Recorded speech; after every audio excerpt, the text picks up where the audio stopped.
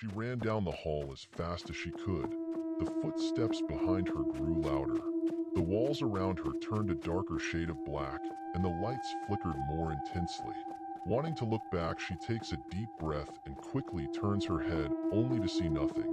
"Oh God, am I going crazy?" Sarah thought to herself.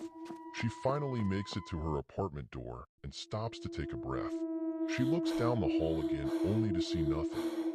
"I am going crazy," Sarah quietly said to herself, but the feeling of being watched still loomed over her, so she quickly unlocked her door and rushed inside.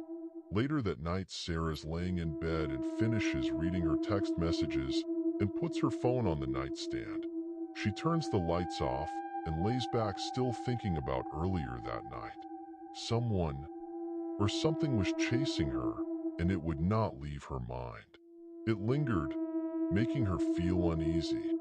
Suddenly, her thoughts of dread was interrupted by the sound of her entrance door being opened. A faint sound that at first she thought was maybe just her mind playing tricks on her.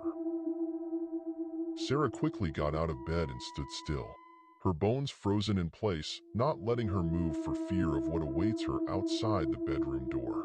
A cold wall blocked her way. Sarah was paralyzed with fear. What could it be, she said to herself. But before she could think anything else, a sound of tapping can be heard outside her bedroom door. "Who's there?" Sarah spoke, her voice trembling with fear. The knocking continued, but it grew louder and louder. Her hands shook as she slowly grabbed the door handle and locked it. Suddenly the knocking stopped. She let out a brief sigh and took a step back. "This seriously can't be real," she told herself. She then remembered a story one of her neighbors told her when she first moved in, that this apartment was haunted and to stay out of the hall at night. Sarah always thought the gentleman was trying to spook her, but the sound of knocking on her door only confirmed what she had already feared. Sarah took another step back and looked down at the bottom of her door. The shadow silhouette of a pair of feet, illuminated by the lamp on her nightstand, terrified her. With what courage she had left, she slowly kneeled down. The further down she got, the more she could see that there was in fact someone on the other side of the door. The knocking got so loud that Sarah couldn't take it anymore. She unlocked her bedroom door and slowly opened it, screaming, "Get out of here!" But nothing was there.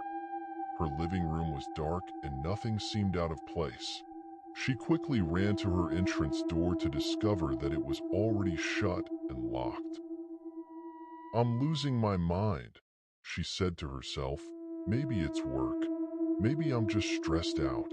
Maybe that crazy neighbor just got to me." She gathered herself and walked back to bed. She laid down and slowly closed her eyes.